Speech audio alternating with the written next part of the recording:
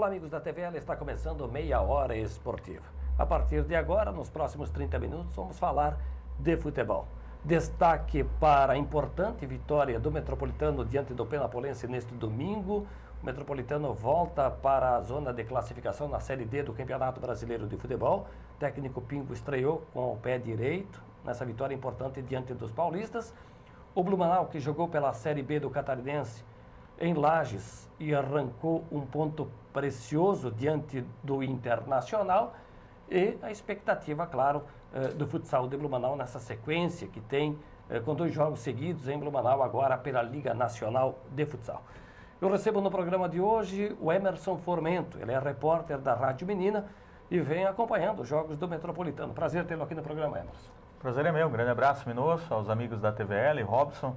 Grande abraço, estamos aí para falar de esporte e principalmente de futebol nesse início de semana.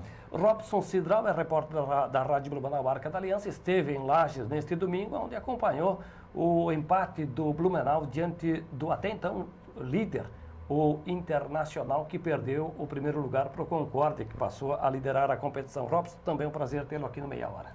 Tudo bem, Minosso? Tudo bom? Emerson, um abraço para quem está em casa. É um prazer falar um pouquinho sobre esse final de semana quente e também o início de semana do esporte blumenauense. Bom, nós vamos começar com o brasileiro da Série D. O Metropolitano, na estreia do técnico Pingo, evoluiu, melhorou e, como consequência, o resultado aconteceu, 2-0. Emerson, poderíamos dizer que a vitória foi justa? Foi justa, né, Minosso? Foi o time que mais jogou, foi o time que buscou a vitória. Um Metropolitano diferente daquilo que a gente vinha vendo em partidas anteriores. Um time que tomou uma injeção de ânimo com a chegada do técnico Pingo. Isso ficou muito evidente dentro de campo. A atitude do time em cada bola. Realmente foi um Metropolitano muito diferente daquilo que a gente vinha acompanhando nas partidas anteriores. Porque se viu também um time motivado, movido pela alegria. O grupo foi contagiado com a chegada do Pingo? Foi sim, Minosso. Ficou muito claro isso. Porque a gente vinha um Metropolitano diferente em campo. Nos próprios treinamentos, o Metropolitano era diferente. E a gente sentiu que com a chegada do Pingo, ele conseguiu dar essa injeção de ânimo nos atletas, um outro astral, uma outra motivação. E gostei realmente do grupo. O Metropolitano não fez uma grande partida, mas deu para sentir que o time mudou um pouquinho. Principalmente nas características de toque de bola. É uma característica dos times treinados pelo Pingo. E ontem isso ficou muito evidente dentro de campo. Um time que tocou a bola, que buscou posicionamento.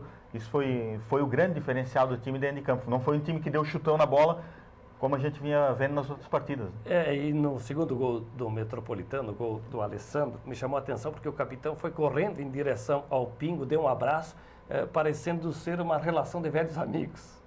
É verdade, é verdade. O Alessandro realmente mostrou isso. Eu acho que tudo vem nessa questão, a atitude do time dentro de campo. Isso precisava. E tem que enaltecer aqui a diretoria. Muita gente pediu Pingo, os torcedores esperavam. Veio aí uma semana todo mundo dizendo, vem esse, vem aquele, vem aquele. Eu acreditava muito que o Pingo realmente cairia como luva. Pode até não dar certo, mas eu acho que tem que parabenizar a diretoria. Trouxe, na minha opinião, o cara certo para comandar o Metropolitano. E o Pingo esteve aqui ao lado do auxiliar Bandoc na sexta-feira, no programa Meia Hora, e mostrou exatamente esse jeito simples de ser, essa vontade de ver um time pegador em campo, mas valorizando também a posse de bola. Robson Cidral, no estádio municipal Vidal Ramos Júnior, o Blumenau conquistou um ponto importante, 1-1 diante do Internacional. Esse empate dá para dizer que para o Blumenau teve sabor de vitória? Teve sim, Minosso, com certeza. A equipe do Inter começou melhor a partida, ainda na primeira etapa o Blumenau equilibrou, e quando o jogo estava bem equilibrado entre as duas equipes, no finalzinho da primeira etapa o Inter chegou no seu gol num contra-ataque com o Brasão. Aí no intervalo o Rodrigo Casca colocou a sua mão na equipe e ajeitou taticamente o Blumenau. Começou melhor a segunda etapa, conseguiu o seu gol aos 20 minutos com o Rafael Santos, jogada do Diego pela ponta direita. Depois disso o Inter veio para a bafa, veio para a pressão. Nessa pressão conseguiu um pênalti, que o Carlão acabou comentando em cima do Bruno, um pênalti até certo ponto duvidoso, mas o que chamou a atenção é que o Rodrigo D'Alonso Ferreira, o árbitro que comandou a partida, teve a convicção de marcar o pênalti a hora que o Carlão acabou caindo no gramado, que ele acabou puxando o Bruno. Eu estava do lado oposto e acabei observando. Nisso, o Rodrigo assinalou o pênalti, Pênalti que foi defendido pelo goleiro Maurício, batido pelo Marcelo Kilder. Bateu mal, pegou muita distância, telegrafou o canto que ia bater, canto direito do goleiro do Beck. Depois disso, ainda teve mais um lance importante na partida. Próximo ali aos 43, 44 da segunda etapa, numa cobrança de escanteio do Tony, lateral direito com passagem por Chapecoense, por Atlético de Ibirama. Tony bateu no primeiro pau, Marcelo Kilder deu um desvio, um leve toque, tirou do goleiro Maurício do Blumenau. Só que no início da jogada ele acabou empurrando o jogador do Blumenau. Em cima, o Rodrigo D'Alonso Ferreira acabou anotando a falta e anulando o gol do Internacional de Lages. Um jogo que para o Beck saiu bem, porque foi uma vitória trazer-se um ponto de Lages, até pela campanha da equipe do Inter de Lages, e tem que se destacar essa questão do Rodrigo D'Alonso Ferreira, que foi muito bem na arbitragem ontem. Ponto positivo a torcida, que não compareceu como a própria equipe lagiana esperava. Pouco mais de 2.000 pessoas, expectativa para ter aí perto de 3.500 pessoas ontem no Tio Vida. Mesmo assim, 2.035 pessoas no estádio, 35 mil arrecadação, isso significa que a folha de pagamento do Blumenau, que está aí numa draga tremenda, numa situação financeira complicada, e se conseguisse uma renda próxima disso, nos seus jogos aqui, certamente não estaria vivendo esses problemas, né? Terá 3 jogos em casa, né? Pega o Concorde, pega o Camboriú para fechar o turno e abre o retorno com o Hercílio Luz. Então, o jogo com o Concórdia, só lembrando, será neste sábado, 4 da tarde. 4 horas. O presidente, o Eduardo Corsini, acabou confirmando ontem que vai fazer o pedido da alteração, já que tem aí na tabela da federação esse jogo marcado para domingo à tarde. E tem um detalhe referente ao jogo do Inter, que pega o Hercílio Luz, também no sul do estado. Pode ser 10h30 da manhã de domingo. A expectativa tem jogado também nesse domingo. O clássico lá com o Tubarão foi domingo pela manhã, o jogo terminou empatado 0-0. Bom, mas fica a expectativa então do Blumenau melhorar, né? Principalmente nessa condição financeira, problemas fora de campo, porque dentro de campo parece que aos poucos o Casca consegue entrosar a equipe, ela ganha em questões técnicas, táticas, evolução física também. Sim. E é legal isso, né, Emerson? Você que no passado estava, por vezes, aqui no Aderbal Ramos da Silva, assistindo. Aliás, quem tem mais de 30 anos passou por ali, viveu essa experiência, né? Com certeza, né, Minosso? O Aderbal Ramos da Silva realmente fica na memória do torcedor, daquele que acompanhou, que viveu os seus momentos lá dentro do estádio torcendo. Eu tive esse privilégio de estar lá no lado do alambrado torcendo. Uma época gloriosa e muito gostosa realmente do futebol blumenauense. E agora em Blumenau, acho que o torcedor que vai ao estádio, o torcedor nesse momento tem a sua torcida. Tem o torcedor que é fanático pelo Beck e tem o torcedor que é fanático pelo Metropolitano. Mas o que o blumenauense quer hoje é um futebol forte. Então ele quer o Beck e ele quer o Metropolitano. A nossa gente é gente que é de resultados, Emerson. É de resultado. Time ganhando, vencendo, vai a campo. O futsal é uma prova muito clara disso, né? O futsal vive um momento muito bom entre os líderes, vencendo, casa lotada, ingressos antecipados, porque a casa lota mesmo, e no futebol não é diferente. Se o Beck e o Metropolitano fizerem resultados, vão ter casas cheias. O blumenauense é assim. Ontem a diretoria fez uma grande promoção, R$5 a geral, R$10 a arquibancada. Esperava mais, eu esperava de 2.000 a 2.500 a 3.000 pessoas, nós tivemos 2.000 e pouquinho lá no Complexo Esportivo do César. Poderia ter tido mais também, mas é aquele tal negócio, o resultado não vinha, 3 jogos sem vencer.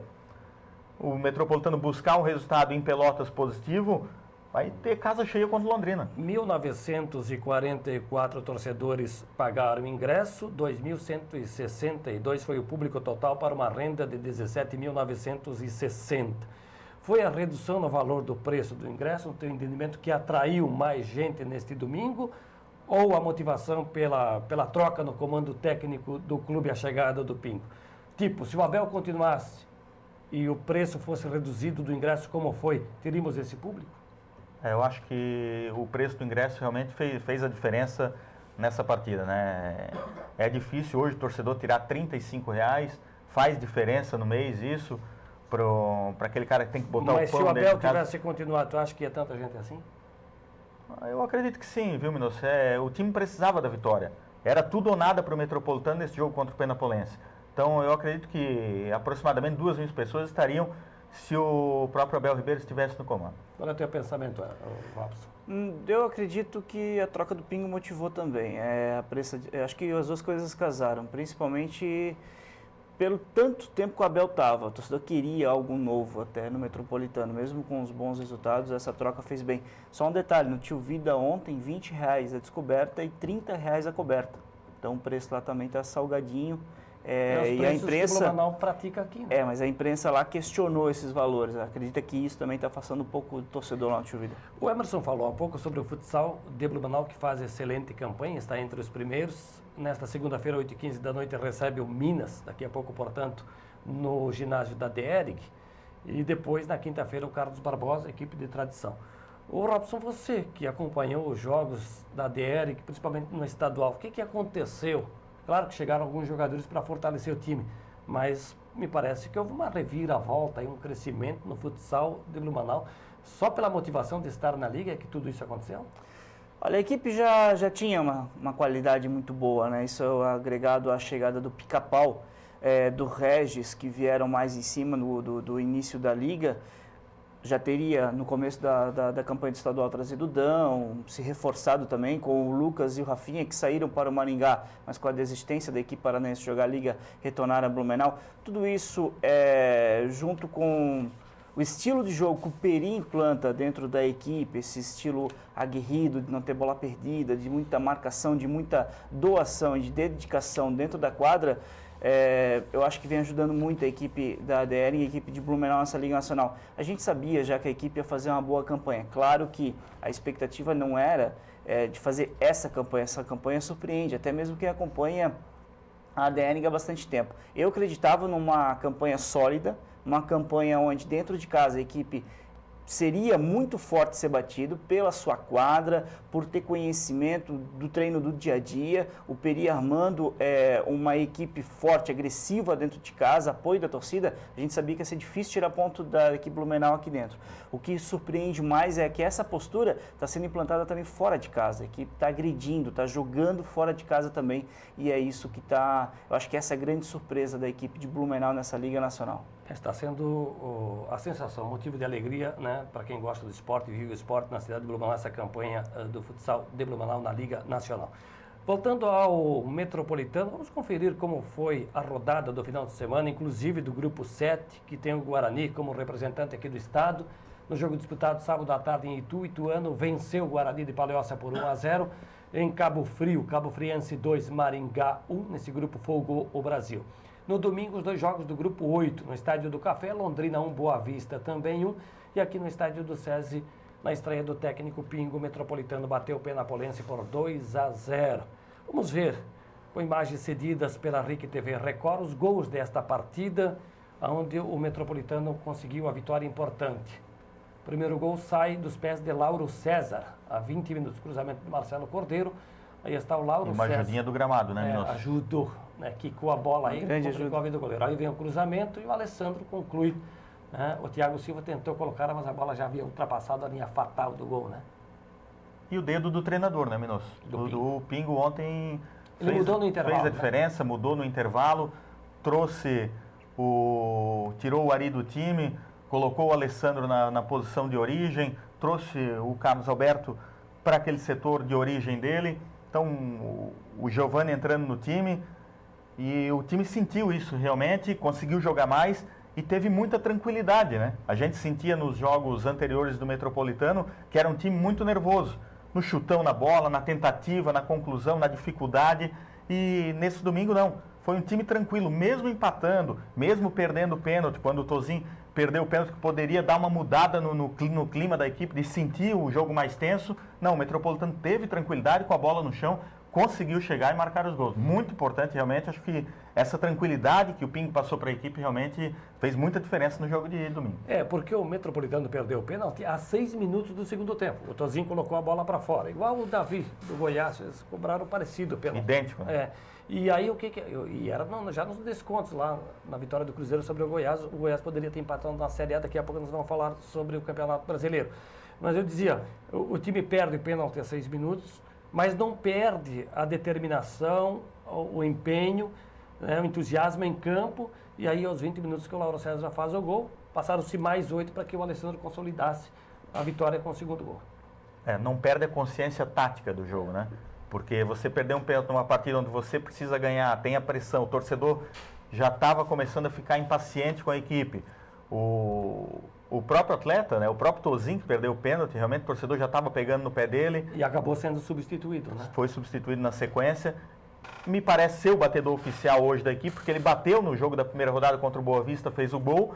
Ontem não teve coisas do futebol, né? O centroavante está ali para bater o pênalti, ele bateu e perdeu, mas essa consciência tática do time e não se apavorar na partida foi muito importante realmente, foi o que fez a diferença no jogo de ontem. E colocar a bola no chão, né? Isso estava faltando demais para o Metropolitano. Não havia ligação com o meio-campo. Ontem não. Ontem foi diferente, com bola no chão, apesar de não ter feito uma grande partida, e eu acho que aos poucos o Pingo vai conseguindo dar a consistência que ele gosta dentro dessa equipe. O desafio do Pingo vai ser o gramado. Em casa vai ser o gramado. É muito difícil para dominar a bola realmente. A bola vai saltitando. Né? Vai quicando. Várias vezes o Tozin teve algumas oportunidades, o torcedor criticou, mas eu estava muito perto do lance. Realmente você vê que a bola quica no gramado, realmente ela tira qualquer possibilidade do jogador de domínio. E teve uma competição de atletismo, e aí se pratica várias atividades em várias categorias, inclusive no gramado, até o meio-dia desse domingo, todo final de semana. Isso aí complica. Bom, vamos à próxima rodada. A próxima rodada não, a classificação. Grupo 7, tem o Brasil com 9 pontos, folgou na rodada e continua líder. O Maringá e o Ituano estão com 7, Cabo Friense meia dúzia, o Guarani passou a ser a lanterna agora que tem 5 pontos. Grupo 8, Londrina dispara, 13 pontos, empatou a primeira nesse final de semana. E tomou o primeiro gol, né? Também. 5 rodadas tomou o primeiro gol. Tá sobrando Londrina. Metropolitano 7, Penapolense 5, Boa Vista e Pelotas 3 pontos. O Metropolitano joga a próxima partida no estádio Boca do Lobo, domingo, 3h30 da tarde, diante do Pelotas.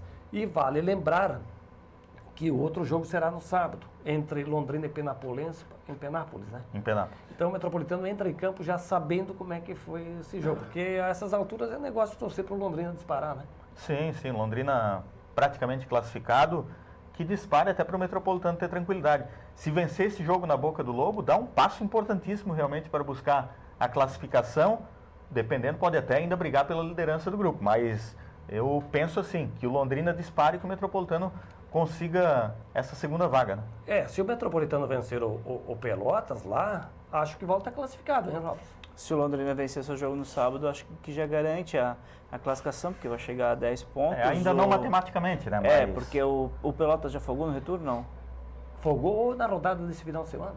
Mas a Penapolense tem 5, pode chegar a 11, né? Tem mais 2 jogos. Mas veja, o Metropolitano tem 8, já chega a 11 se vencer o Pelotas no final de semana.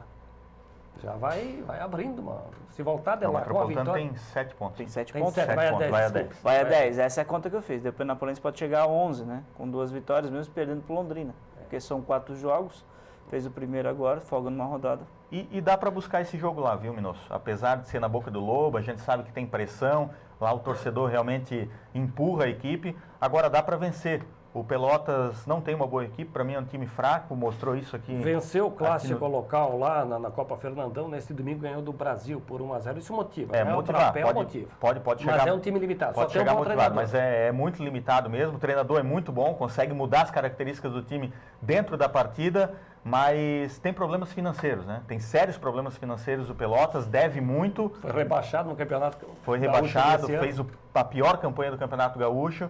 Eu acho que o Metropolitano tem lá. Se tiver um pouquinho de qualidade, consegue sair de lá com um bom resultado e encaminhar a classificação. Bom, o Campeonato Brasileiro de Futebol da Série A apresentou rodada no final de semana. Os jogos 3 foram realizados no sábado. Botafogo 1, Chapecoense 0, Atlético Mineiro 1, Internacional 0, Palmeiras 1, Coritiba 0. No domingo, o Fluminense reagiu, goleou a equipe do Sport por 4-0. No Clássico Paulista deu São Paulo. Pato e Ganso fizeram os gols na vitória sobre o Santos por 2-1. O Vitória perdeu em casa para o Figueirense 1-0. O Criciúma perdeu em casa para o Flamengo 2-0. O Grêmio venceu o Corinthians por 2-1. Atlético 0, Bahia também 0. O Goiás perdeu para o Cruzeiro por 1-0. O gol do Cruzeiro, o Marcelo Moreno marcou. E o Davi, nos acréscimos, perdeu o pênalti que nós falamos há pouco, aí, igualzinho do Tozin, quando poderia ter empatado o jogo. A classificação do Campeonato Brasileiro não alterou muita coisa. Pelo menos lá na ponta de cima sobra para o Cruzeiro, que busca o bicampeonato. 39 pontos, São Paulo passa a ser o segundo com 32, Internacional e Corinthians 31, Fluminense 29, Atlético Mineiro 26, Grêmio 25, Atlético do Paraná 24, Santos 23, Flamengo 22, Figueirense e Goiás 20, o Botafogo e a Chapecoense estão com 19, o Palmeiras 17. Por critérios de saldo de gols, o Criciúma entra na zona de rebaixamento com 17 pontos, o Bahia tem 16, Coritiba 15, Vitória também 15. 2 treinadores perderam o emprego na rodada do final de semana, Celso Rotti no Coritiba, o Wagner Lopes na equipe do Criciúma. Alguma novidade? Alguém surpreende? Bom, é uma pergunta óbvia, né? O Cruzeiro surpreende ou não pelo time que tem?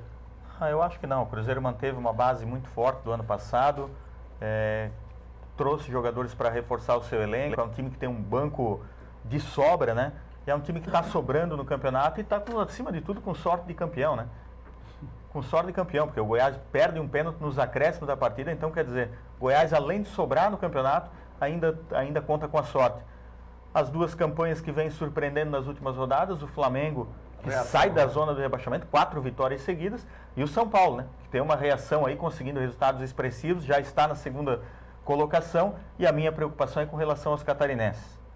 O Figueirense ontem conseguiu uma vitória importantíssima fora de casa, mas oscilam demais, né? Os 3 catarinenses oscilam demais. O Criciúma acabou entrando na zona do rebaixamento. E para você, Robson, alguma decepção? Aí o Internacional investiu alto e parece que não encontrou o futebol dele ainda. Não, isso é... O Inter todo ano é colocado como favorito. O Fluminense tem brigas internas. O que atrapalha o Fluminense é o extracampo, né? O Cristóvão faz um grande trabalho, mas fora das 4 linhas, o negócio está muito complicado. Tem a questão financeira, trocar a forma de pagamento dos jogadores. Antes do jogo contra o Curitiba, a torcida muito revoltada, muitos protestos. A única coisa que surpreende não me surpreende a campanha do Cruzeiro. Surpreende 7 pontos de vantagem sem virar o turno e 21 gols de saldo. Mostra que é uma equipe que agride muito, faz muito gol e sofre poucos gols. Eu acho que essa vantagem de 7 pontos para o segundo colocado, isso sim surpreende. Bom, vamos ao Campeonato Brasileiro da Série B, que no final de semana nós vimos o Joinville empatar com o Luverdense em 2-2, o Avaí ficou no 0-0 com Santa Cruz. A rodada 19 já começa nesta terça-feira com Boa e Casa, Vila Nova e Portuguesa. Aí temos os jogos da sexta e dos sábados. A equipe do Joinville joga na sexta-feira em casa contra o Oeste, né? E o Avaí tem um jogo com o Vasco da Gama no sábado à tarde, lá no Rio de Janeiro. Virando a página, vamos à classificação do Campeonato Brasileiro da Série B, que tem novo líder, pelo menos nos critérios de desempate, porque na pontuação América Mineiro, Ceará e Vasco tem 32 pontos e lideram a competição. O Avaí 31 está no G4, o Joinville próximo dele tem 30 pontos. No meio de semana nós vamos ter bola rolando pela Copa do Brasil. Oitavas de final, jogos de ida. Nesta terça, 19h30, Vasco e ABC. Cruzeiro e Santa Rita na quarta-feira. Também na quarta-feira, América Potiguar e Atlético Paranaense. Na quarta-feira, Bragantino e Corinthians. Palmeiras e Atlético Mineiro. Me parece aí um confronto equilibrado. Botafogo e Ceará. E ainda Coritiba e Flamengo. Outro confronto equilibrado ficou para quinta-feira. Grêmio e Santos às 20 horas. Tem um favorito, alguém que vocês apostam aí para ganhar a Copa do Brasil? O Cruzeiro pelo elenco, né? Mas Copa do Brasil a gente sabe como é, né? Sempre uma incógnita, né? Sempre podem acontecer surpresas, como aconteceu com o Flamengo no último ano que conquistou a Copa do Brasil. E é esse tipo de coisa, né? O Flamengo é um time que vai contar muito com a sua torcida. Então, quer dizer, com casa cheia, o time se transforma, a torcida empurra. E as equipes pequenas, que geralmente fazem algumas zebras, né? Como aconteceu recentemente com o Fluminense, com o próprio Internacional. E com o São Paulo. E com o São Paulo, é verdade. Sempre uma incógnita a Copa do Brasil. Nós já Brasil. vemos Criciúma, Juventude, Santo André, Paulista de Jundiaí ganhar esta competição. É uma competição que dá essa possibilidade, né? Que abre essa porta para um time pequeno chegando. Não poderia ser o Santa Rita, né, Robson? Não. Esse ano, na minha opinião, o Grêmio vem muito forte nessa reta final. O Filipão, todo mundo está abraçando, a torcida adora, ele gosta desse tipo de competição. Eu apontaria o Grêmio como favorito nessa reta final de Copa do Brasil. E nós teremos também a Sul-Americana, que é uma espécie de segunda divisão da América, com bola rolando envolvendo brasileiros nesse meio de semana. Eu quero chamar a atenção, por exemplo, o jogo do Criciúma, quinta-feira, diante do São Paulo, às 20h30. Bom, Série B do Catarinense. Falamos muito sobre o empate do Blumenau diante do Inter em Lages. Vamos ver como foi a rodada, né, que iniciou na quarta-feira passada com a vitória do Guarani sobre o Caçador por 2-0. No clássico, Tubarão e Ercílio Luz empataram em 0-0 neste domingo pela manhã. Como dissemos, Inter 1, Blumenau também 1. Canoinhas 0, Porto 1. De novo, o Porto surpreendendo. Concórdia venceu o Camboriú por 2-0. Agora a classificação do campeonato estadual da Série B, a segunda divisão do futebol aqui de Santa Catarina, tem um novo líder, o Concórdia, 15 pontos. Internacional 14, o Guarani é o terceiro com 13, o Blumenau tem 10. Se mantém ali entre os 4 primeiros. Camboriú 9, Porto 8, Canoinhas e Ercílio Luz com 7, o Tubarão tem 6, Caçador na lanterna, ou Caçadorense, né? Chamam de Caçadorense, mas lá na federação consta como Caçador a denominação, com 3 pontos. Então, o jogo Blumenau e Concórdia, sábado, 4 da tarde. O presidente Eduardo Corsini me disse hoje pela manhã na Rádio CBN que o dinheiro arrecadado com a renda vai servir para pagar a folha de pagamento dos jogadores que está em atraso. Será que vai ter torcedor suficiente para quitar essa dívida, esses compromissos, Robson? A gente espera que sim, né? A gente espera que o torcedor do BEC apoie, tem aí média de 500, 600 pessoas no SESI, é muito pouco, né, para fazer futebol. A gente sabe que o apoio é pouco, é pequeno, então a gente espera. Vamos fazer a chamada essa semana para poder lotar o SESI no sábado contra o líder do campeonato, né? O líder vem aí, o Concórdia. E o BEC subiu uma posição, né? Ocupava a 5ª colocação com a derrota do Camboriú e o empate, foi a 10. Uma notícia boa para o torcedor do Blumenau foi a volta do volante Fabrício, que desde o jogo contra o Porto não atuava, entrou os 15 minutos lá em Lages. E esse meio de semana, se o tempo colaborar, o BEC faz um amistoso quarta-feira, 16 horas, lá no Grêmio Topalvazinha contra o Jaraguá, que vai jogar a 3ª divisão do Catarinense. Agora é possível, nós teremos um público bem superior a esse que tu mencionou. Na medida em que nós vimos o ano passado na volta do Blumenau, 1.600 pessoas no jogo com o Internacional, e nos jogos decisivos com o Inter também o público foi a campo. Então, quer dizer, a sobrevida do Blumenau passa pelo apoio do torcedor que ficou por muito tempo órfão sem time, né, Emerson? É sim, o torcedor precisa apoiar, precisa dar o respaldo dentro de campo nesse momento, o time precisa da ajuda, vive dificuldades financeiras, mas dentro de campo, se o torcedor não apoiar, fica mais complicado ainda. Quem sabe, né, Minosso, no futuro próximo nós não tenhamos um clássico aí em 1ª divisão, BEC e Metropolitano. Ou até numa Copa Santa Catarina. É verdade. Robson, muito obrigado por ter estado aqui no programa. Até a próxima. Obrigado, Minosso. Um abraço ao Emerson, um abraço ao pessoal de casa. Obrigado mais uma vez também por ter aceito o convite, Emerson. Obrigado, Minosso. Agradeço pelo convite. Forte abraço a você, ao Robson. Sempre prazer em reencontrar os amigos nesses momentos. Um grande abraço a todos os amigos da TVN. Emerson Formento, repórter da Rádio Menina, Robson Cidral, repórter da Rádio Blumenau, estiveram conosco no Meia Hora. Você pode assistir este programa nesta segunda-feira às 23h30 e nesta terça-feira às 11h30 da manhã. A todos um abraço e uma boa semana.